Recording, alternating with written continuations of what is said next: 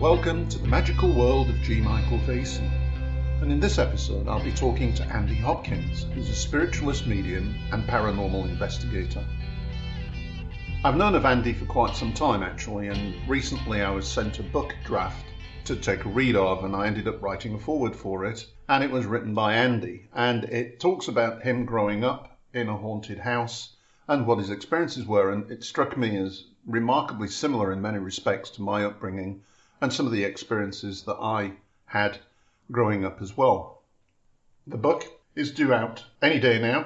It's called The Haunting on Park Road by Andrew Hopkins, and it's a good little read. I can recommend it. Anyway, so I got together with Andy and we had a little chat about a week ago, and this is what I learned.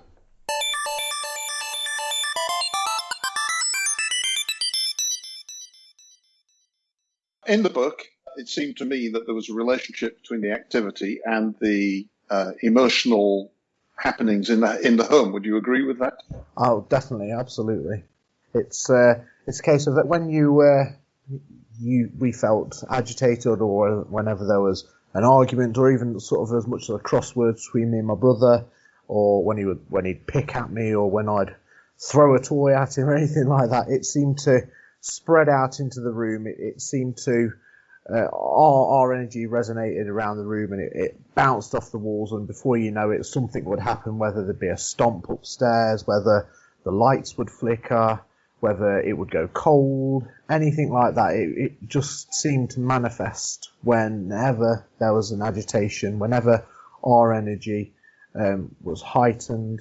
And even it worked the other way, whenever there was a disturbance in the house, whether it was a knock or whether it was taps on the walls or anything like that, our energy then changed. And me particular, being the sensitive one in the house, it changed, and then that echoed back to the entity in the house, and then all of a sudden that went poof, and it sort of just exploded into more activity, and it was just a constant battle with it, really. And as I got into the paranormal industry, and as I did my research and joined spiritual circles and paranormal investigations, it was the same everywhere. It wasn't just unique to the house when energy reflected energy. If you were in a sanatorium, anywhere like that, anywhere with past negative energies or negative happenings, it all just reflected on us. So if we were in an investigation and we started calling out and we felt angry, then the energy around us got angrier. And to reflect on kind of the opposite of that as well, when we were somewhere kind, somewhere nice, and there were nice energies or nice things happened, we as people then absorb that energy and we feel better because we're in that kind of energy. It wasn't unique to that house at all, and I think that's kind of a rule that I live by. Because of that, it's you get what you give, and especially when it comes to paranormal activity, you get what you give. If you show respect to that energy, you tend to get that respect back. If you get agitated or angry with it, then you tend to get that back as well. And obviously people listening in at this point won't have read the book because it's not out, but maybe you could just sort of give a couple of examples of the kind of activity that you were exposed to growing up. Yeah, of course. I mean, I grew up in a single-parent home. It was just me, my mother, and my brother and sister. And after a few little things that were happening around the house, we had taps and we had cold spots, and we'd hear footsteps ring along the landing between the bedrooms. All that kind of became quite blasé. My mum would joke around it. She would say, "Oh, it's a house creaking. There's nothing else." And the very first spirit that I interacted with in that house was an old lady. And I was only kind of really young at that age, and I didn't understand. I didn't realise that this was somebody that had passed away. But she was kind. She was nice, and rather than me thinking, "Oh no, there's somebody staring at me in my bedroom," I felt comforted. I even laughed at her because she just gave me this wink. It was a really kind of peaceful interaction Then on the conflicting side of that, my mum got together with a very nasty, aggressive man, and as he moved in, the energy just fed off of him like a battery. You know, he'd shout and he'd swear, he'd drink a lot, and that's when things happened in the house. Where I remember one instance that he was shouting at my mum, and I felt hands on my legs, and I was pulled out of bed. You know, and the more that this scared me, the more this energy was able to manifest. You know, although I didn't understand it then, that this was why it was happening. Every time something nasty like that happened, or every time me and my brother had an argument, he's quite a few years older than me, it seemed that the air would go cold, and even in my brother's eyes, who was a skeptic, he knew that there was something almost feeding off that, and he would be the one normally to walk away from that. I think one point that I did put in the book, actually, between me and my brother, he stole a toy off me, something really silly, but as a kid that really angered me, and I started getting angry. He started laughing and taking the mickey out of me. He hid the toy, and in my head I shouted out and asked for help, and all of a sudden, as I turned around, this toy had been taken off the top of the cupboards and thrown at my brother's head. And even though it was quite a scary thing for him, obviously, I just thought, yes, that's karma. You know, but it's all on your energy. You know, you can have playful energies that just can scare other people, but there's no malicious intent there. But then you can get the energy that I encountered a lot as I've written about in the book, who just wants to cause fear, wants to cause pain. And do you think that entity was a prior occupant of the house, or was it brought by the partner of your mother that was a bit of a violent man? No, I think that he had foundations in that house. He had groundings in that house, because even before my mother's boyfriend moved in, and even before there was interactions, and he was something about the house always felt off. It felt odd, and it felt kind of, you can walk into a place sometimes, and I guarantee that your listeners would probably all experience this. If you walk into somewhere and all of a sudden you just feel unwanted, you feel like there's eyes on you, and it was the same kind of feelings that we'd get with this entity. I personally, I never found out through facts about who he was or anything like that, but from what I saw and what I experienced, I think that he worked in the cemetery down the road, in the church, and the house where we lived was where he lived, and he just felt that he shouldn't move on, that this was his home, even though he wasn't around anymore. It's interesting because I had very similar experiences growing up, but in the book, you describe a few things that I didn't experience, like you described the smell of the earth on his rough hands. Yes. Or this smell that would accompany the expression of whatever entity this was. Yes. And you also, I think, occasionally had an impression of perhaps how this entity looked. Yeah. And I never had that kind of thing. For me, it was all noise. It was all noise and occasionally poltergeist type stuff. Although never to the degree that you experienced with the kitchen episode that you described in the book, which must have been pretty awesome. Well, very scary, but pretty awesome.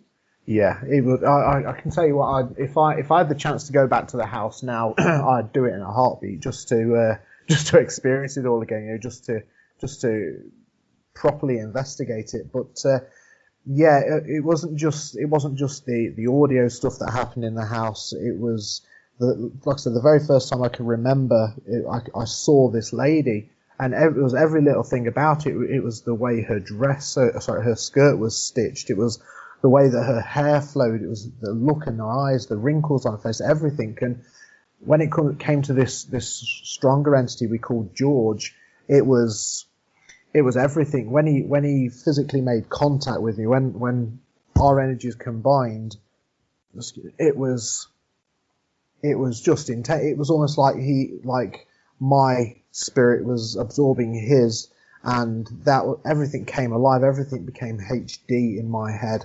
I saw flashes. of these hands in front of me as if they were first person perspective. You know, they weren't my hands, and the smell on his breath, it was so strong that it would make me sick. It would make me feel ill, and I can't really describe the amount of fear.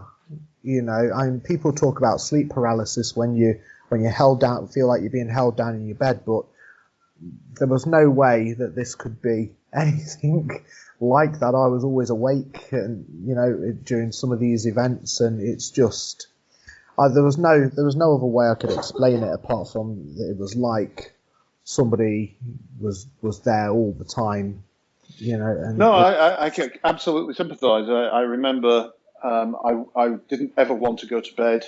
When I did go to bed, I'd leave the light on, I'd cover my head, I'd just leave a little hole where my mouth could breathe. Yeah. And I didn't want the door closed because if the door was closed, there was always a chance that it would suddenly smash open. Yeah. And then, you know, I would try to sleep desperately until my parents came to bed. And then once the lights all went out, that was the moment I feared. And I think I read something similar in your book. You know, because everybody's sound asleep except you, and you're still there, wide awake, with every sense, every cell waiting for it to happen, because you just know it will. And then it starts out with a creak here and a creak there, and you can half argue, well, it's the central heating winding down, or it's the timber in the loft, and then it's accompanied by a sound, and you think, no, that's not timber, that's a sigh, that's somebody sighing. And then you hear the footsteps, and they come closer and closer and closer, to the point where the cold sweat's dripping off you. You've got your outline in the bed sheet of sweat. And then the door bangs, and you sit bolt upright, and for me, there was never anything there. The door would move, but there was nothing there. I never saw anything. I mean, that was... But for you went a step further. I mean, you had the sensory of smell and sight, which, And there was never any kind of it wasn't one thing happened first and you knew that was it. You know, it wasn't always, first thing wasn't always a smell or a sound. It varied. It was almost like the spirit was trying to keep me on my toes, and it's the anticipation, waiting after one sign, like you said about when everybody goes to bed. You know, it's when that light outside your door goes off, and you're waiting, and of course in the dark, all your senses are heightened. It's why we do ghost hunts and paranormal investigations in the dark, is because your senses are more awake and alive. And then the worst part for me was hearing the footsteps first, because although there was no set routine that these spirits kind of interacted, that was the worst part for me, because in my head I was thinking, right, because they're stepping towards me now. Mm-hmm. You know, I realised later on, when I took a different route. I didn't go into paranormal investigations. I went into magic, and I realised that I was feeding whatever entity it was in the house that I was raised in. I was giving it its energy. I was its nightly little feast of fear energy, and I must have been lit up like a Christmas tree in terms of, you know, a target for it. And of course, you're going through puberty, which is always a time when you've got sexual energy, inadvertent sexual energy as well, which is another reason I think why poltergeists are often associated with teens. Because they're after kids, you know, they're after that energy. Yeah, absolutely. No, I completely agree. And you know, if you tap off it in my experience anyway, we've got 3 kids. We've got one who is my age, and I think when it all started, I was about 5-ish, somewhere around there. And it was my energy of coming out of a dual parent home. My sister, who was about 4 or 5 years older than 4 years older than me, and my older brother, who was reaching that pubescent stage. It's just everything, a whole mixture of energy, and it just kind of blew up the situation, I think. Yeah. And one of the things was my father told me, and it was a good piece of advice. He told me to get angry. I found that on the occasions that I converted my fear to anger, it did dampen down at the moment the expression of the entity. Did you find anything like that, or did you find some kind of defensive mechanism? You see, I'm quite similar to that actually. I mean, when things really started to get on my nerves and when things really started to scare me, I took a stand there and I thought, right, well, if I can't beat my enemy, I've got to know my enemy. And I took a trip to the library and I brought 4 books out of the library. One of them actually, which you might find interesting, was about witchcraft. It was about magics. And I thought, well, you know, if ghosts exist, why can't magic exist? And I used a certain ritual of protection from this book, which involved salt water and spring water and a few chants. And that advised me, and so did the book on mediumship that I got out, that if something's coming for you and you can't see it and you can't beat it, then yes, get angry, shout at it, show your dominance over this enemy. And I found success in that as well. I found that if, for one instance, it was actually one of the last instance when my mum's boyfriend was in the house, and he actually threatened. He was banging on the door, threatening to kill us all, and then all inside the house it just went chaotic, and I was held down by this energy, and so was my mum. And when I was released from it, I just stood there watching my mum sort of screaming and writhing because she couldn't get up, and I shouted at the top of my voice. I shouted no, and she could move. Yeah. So I think that there's power in that energy, there's power in that intent, because obviously in my place, I didn't want my mum to be hurt, I didn't want this thing to get her. For all I knew, it was trying to kill her. It's just about channeling that energy, shouting at that thing, and yet it releases its hold because you're showing that dominance, you're showing that energy, and you're almost overpowering it. Well, also, I think anger is just a different energy to fear, and if you're angry, you can't be scared. And it seems to me, if you get angry, you lose the fear. Yeah. Because you're fronting up. So you've removed the source of energy, although anger can contribute as well, but you've removed its immediate source of energy, and you've shown it that, you're no longer scared. You've transitioned into a different state of mind. And I found that to be very effective. And when I moved into an older Victorian building here in Brno, and my ex and I did some work on it, renovation work, and the whole time I felt exactly what you were talking about, being watched and some kind of energy in there. And unbeknownst to her, what I did, being a magician, is I did the ritual of the lesser pentacle in every single room. Right. And that did the trick. But when I moved out, she took a photograph of the couch. She was trying to sell the couch. Right. And I even posted it on my website, because on the couch you can see this blob of light sat at the end. It's a human shape. So she actually caught the spirit, I think, in the photograph. And of course, she doesn't believe, she doesn't bother. It doesn't bother her. And there's a thing out like a light every night. But my young daughter, she says, the ghost in the house, she sees it. Yeah. Anyway, so I thought that it was a really well-written and really nice account. I consumed it very quickly, maybe two hours, and I did so, later on in the evening. And I write a lot of ghost books and supernatural stuff. And I'm not often, I don't often feel that cold feeling up the back of my back. But reading some of the accounts, perhaps because it was so similar to some of the things that happened to me, I really felt that. And then when I went to bed later that night, I had to once or twice kind of remind myself that, I'm not going there, so don't even try. Yeah. And this is what I do. I mean, sometimes I'll hear a few cracks and bangs and things because I live in an older apartment. Yeah. And I just say in my mind, look, I'm sorry, I'm not interested. Please go away, leave me alone. And usually that's all it takes. So you went from this awfully fearful, traumatic sort of experience, and you went into paranormal investigation. How the hell does that work?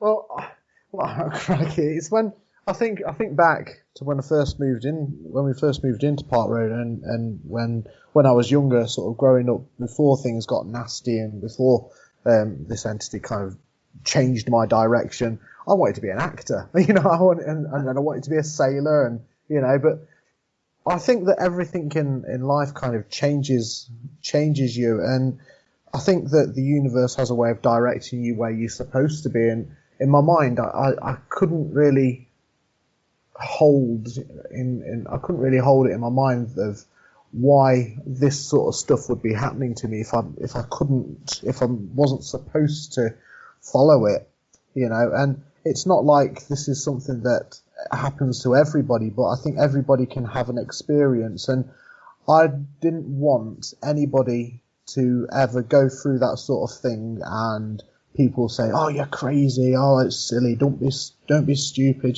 Throughout my life I've had so much ridicule, people saying that this stuff doesn't exist, and oh, you're ripping people off, and when you're chasing smoke. And I thought that the only way to kind of counter this is to know as much as I can. And like, I remember one of the first nights we moved out of Park Road, I went to these haunted ruins close by to where I lived, and I just sat there waiting for things to happen. And it was, to me, partly it was to convince me that I wasn't going nuts. I saw something making us all crazy.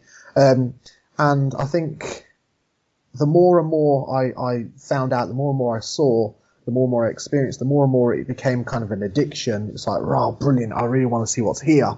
Oh, what's that? And it got me interested in helping people through experiences that I had, and telling people, like, reassuring people, because not only is it the exciting, the scary, the massive haunted houses, it's not all about that. It's about people who lose people, who want reassurance that there's something after this, and that our loved ones can still be with us, and can still interact with us.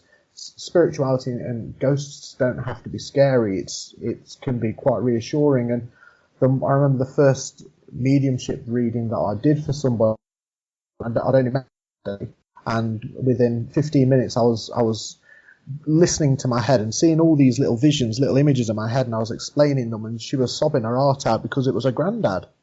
And the more and more you do, the more and more you feed and nurture a seed of anything, the more and more it grows. And once you get so far, there's no turning back, really. Yeah, so you have this mediumistic talent, and you do medium work. I was going to ask, how does that, describe, if you would, how that works? You see little images in your mind, or you hear voices? How does it work?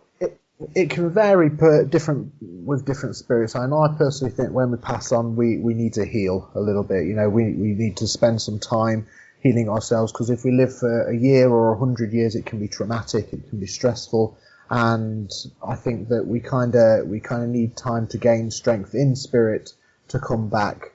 And spirit they're just us with no body. To look at me, I'm a 6'1" guy covered in tattoos and wears glasses. And some people that I try and communicate to in spirit don't like the look of me, don't like the feel of my energy, and therefore when I try and read for people they're connected to, it can be like pulling teeth, because that spirit energy doesn't want to interact with me. Some spirits who I really connect with, they can show me images, that I can hear whispers. Sometimes they can communicate to me in songs. I'll hear whistling, or I'll hear humming, and I'll hum that, or whistle, or God forbid I'll sing. I'll sing like these songs to whoever I'm reading for, and immediately it will hit that connection. And we were talking earlier about energy. The more and more this person feels that it's right, that who I'm connecting to, the easier it is, the more that their energy, calming and trusting and more relaxing, tends to spread over to the spirit energy, and they find it easier to communicate in different ways. Sometimes they'll just show me little images, little memories. Became one of my best friends, actually, how she used to eat toothpaste, and she'd spread it on a biscuit, and she'd just eat this biscuit covered in toothpaste, and nobody had known that apart from me. And it was her grandma, bless her. And ever since, it's just, it can be funny, it can be frustrating, and it can be scary sometimes when you communicate with different energies. But you never know what you're going to get, which again, for me, I think is part of the fun of it, because no reading is ever the same. Right. So if you do a reading for somebody, you're connecting with some spirit around them. You're not sort of psychically predicting something. No, you understand what the difference. You're doing more of a sort of spiritualist church clairvoyance demonstration, as opposed to predicting somebody's future, sort of thing. Yeah, I mean, if I do if somebody comes to me and they want to know what's going to happen in the future, I will do them a tarot reading. I'll break out the cards and we'll do that. I'll always ask people what they want. But to be fair, even when I do a tarot reading, I do often say to people, I'll do a little bit of a routine. I'll sort of tell them if you don't mind, halfway through, sometimes I'll digress and I'll go over to listening to any spirits that are around you as well. And people are normally quite receptive to that. They're normally quite excited. You get the odd few that say, "Oh, no, I don't want to know that. I just want to know what's happening in the future." But yeah, my niche, so to speak, is talking and communicating directly with spirit. Right. And in terms of paranormal investigation, what has been the most scariest experience you've ever had, just for fun? Right. Okay. In the UK, there are two places that jump out to me as the scariest. There's Newsham Park Asylum, an orphanage which is in Liverpool, and I pride myself on being able to walk around places on my own, with genuine not. I'd be afraid, but I want to experience things, so I'd do it. And I remember I was walking down what they called the Naughty Boys corridor, where they used to shut all the orphans in the cupboards when they'd been naughty. And I had a coin, it sounded like a coin flicked from the other side of the room. And I thought, that's a bit odd. And there was a coin, it was from 1912, which I've still got. And that was quite scary. That was the first thing that I could physically hold that could not have been there before. And on my way back down to the base room, I had to walk through this ward. And if you ever get the chance to go to Newsham Asylum, there's all the old stuff is still there. You've got the gurneys still there, the wheelchair's still there. Everything is just abandoned. And I stopped dead at the door to this ward, and it's the only way back down to the base room. And in my mind, I was going, right, I've got to walk through here. And I didn't know why, but then between two of the curtains, I just saw two shadows walk by each other, stop, and walk past each other. And it got me, it frightened me, and I ran to the base room that night. But another place which is I've been to hundreds of times is Drakelow Tunnels, which is in Kidderminster, and it's you've got no electric, you've got no lighting, you turn your torches off, and you can't see your hand in front of your face, and getting lost around there is really easy. But me being a big tough guy, I thought I won't get lost, and I did. And there was this point where I'd seen a group of guests, and I'd stopped there with these guests, and we looked up the tunnel, and there was a lantern just swaying from one side of the tunnel to the other side of the tunnel. And I thought, right, okay, I was thinking it was the curator of the place or something, but one of the guests thought, oh, I'll go and get them. They walked halfway up the tunnel, and the light went off, and she screamed. And me being one of the hosts of the night, I thought, oh no, I'm going to have to go and find her. But those are two of my most eerie kind of experiences. But it's hard to choose, really. We've been to so many places, and very rare that we go to a place and it'd be boring or nothing really happened. But again, it depends on your guests, on the people doing it. If the guests and the people joining in on an event really kind of throw themselves into it, give it your all and get involved, things will happen. If they sit around bored picking their nose, nothing happens, because spirit need that energy. I think that what people believe influences the outcome as well. So if they go in the belief that something will happen, then probably something will. And if you get one skeptic who is convinced that this doesn't exist, it's all trickery and charlatan work, and then that person will spoil it for everybody because nothing will happen the entire time. Yeah, that's true. And the way that I handled that, I mean, I've been working in the paranormal since I think my very first event I was 17 years old. I'm 37 now. But there was a skeptic guy, and it was a private event. We were at this old jail. Yeah, it was in the old Nick Theatre. That's the one. It used to be a jail and a pub in up north. And it was a private event for this nightclub, and this bouncer was doing my head in. He was everything I said, he'd laugh. And so I said to him, I said, okay. I says, well, at the minute you're spoiling it for everybody. And he just sort of sniggered at me. I said, okay, so you don't believe in anything? He says, no. And I says, all right, well, I'm going to put you in this room on your own. And as soon as I said that, his face sort of dropped, and he sort of shrunk about 2 foot. And I says, no, come on. I says, you don't believe in it? You come in here. So I'd sat him in this room, and I told the people at the event what I'd picked up on in this room. And he was like, yeah, and you could tell he was getting anxious, but he sort of stood there, folded his arms, and left him there. And about 5 minutes later, I heard the loudest scream, and apparently he'd felt somebody pinch his backside. And you know what? He was a brilliant guest after that. But yeah, I'll bet. So I think it depends on the spirits. I mean, if skeptics definitely can kind of put that dampener on, and I think it's their fear in a way. It's them reassuring themselves that nothing's going to happen, because I think from experience they've got some sort of issue with paranormal or with belief, But that's fine with them. I never try and change people's minds, but I think that the lady I picked up on in spirit in this room, she was a little bit flirtatious, and she was a little bit. I think that in life she would have liked to make people jump, and she succeeded with this doorman. He was scared.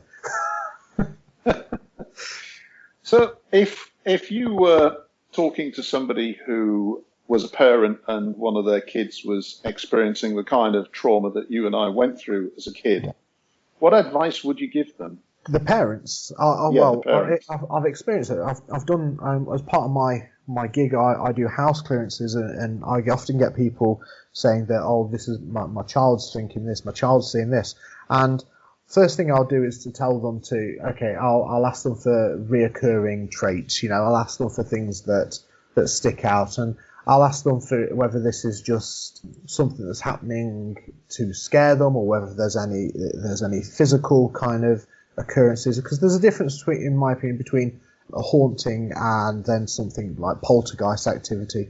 Poltergeist activity takes it to another level, and that's when things can become really harmful on a physical level as well. So I'll say to them to keep a diary of it. I'll say to them to reassure the kids that nothing can harm them, things like this. And intent and belief can be a great thing for protection. I gave my daughter, when she was about 3, and she was suffering night terrors, I gave her a quartz crystal, and I said, right, okay, sweetheart, now this is a magic crystal. If you hold this in your hand and you squeeze it tight, nothing can hurt you. And the fact that she believed that gave that power, and it made the things that she was experiencing go away. So that would be my first thing, and then I'd normally want to see the house. I'd normally want to go around, and if it came to it, I'd speak to the child as well, which I've done a few times, and assess it from there. If there's something I think is harmful, then I'd always do a house cleansing, and I'd bless the house. And if it came to it, I'd advise them to talk to the kid a little bit more openly about spirituality and about that nothing can hurt you, all that kind of thing. But normally, sort of 8 out of 10 house clearances, something as simple as a protective stone or something like that can stop the haunting, because the more and more that child gets scared of it, the more and more it feeds the entity or the thing that's haunting the house. Do you think there are different types of entity, or rather different, like sometimes in these old castles and things, you get these entities that will appear doing the same thing over and over again, like a film. Like a recording. Rewinding. Yeah. Like a recording. I mean, do you think that there are different types of haunting? I do, yeah, because everything we touch holds an energy. You know, I think it's the stone tape theory. It's called. You've probably heard of it, where everything holds an energy. You know, and it's no different on a house or on a castle. If somebody does something, somebody walks down a particular corridor twice a day for 50 years, chances are, if the atmosphere is right and the energy is right, that will have recorded onto the fabric of that building, and you'll see it if the atmosphere is right. If it's on an anniversary, something like that. But if it's a particular spirit feels so attached or so drawn to somewhere, then I think that's a different haunting. The same as if something tragic happens somewhere, I think that kind of that leaves a dent, leaves a scar on the location, and that can again lead to more hauntings, more severe hauntings, breed life to like poltergeists, things like that. Mm. I in my work, and also from a magical perspective, I think there are also parasitic entities that are independent and not human, and Yes. And they basically do survive like vampires. They survive off fear energy, sexual repression, all of the negative emotions. Yeah. And I also think that we are very capable of creating or giving life to an independent energy that becomes an independent parasitic or dependent energy as well, that can then turn on us and I need your energy because I'm not going to die. I want to survive. Yeah, absolutely. So I think I also determined that there are a couple of other types as well. Have you come across those as well? I have. I mean, the best kind of experience that I can relate similar to that was where I grew up. There was a big pit disaster, and I think there was about 13 or 14 people died, and their bodies were never recovered. And actually, above that now, above the pit is it's a cricket field. And I went through a little bit of a stage of trying to find things that were nasty, things that were more than just spirituality, like normal spirits. And I sort of sat there on this field, and it was as quick as you can click your fingers. There was mist everywhere, and you could see shadows just skulking around. And I think that just because nasty things happened there, like there was a lot of pain, there was a lot of fear there, I think that gave way to something a little bit worse, something that I felt was dangerous, something that I felt was kind of stalking. Yeah. So I gave a reading once to somebody whose child was murdered in the house, and they were saying to me that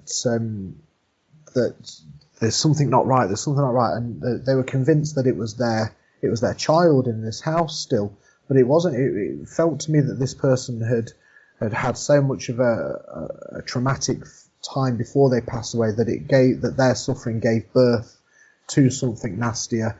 And the first things that I was telling her to do to combat this was she'd done something as daft as because this child was strangled with a cord, with this it was a dressing gown cord, and this was like she'd kept this cord, she'd kept this person's shoes that they died in, and I was saying it didn't feel right. Do you know what I mean? It didn't. It felt like this was just feeding that impression of it being their child, when this thing was throwing glasses at her, and it was breaking things. And I said, would your child have done that in life? And she went, well, no. I said, well, they're not going to do it in spirit. You know what I mean?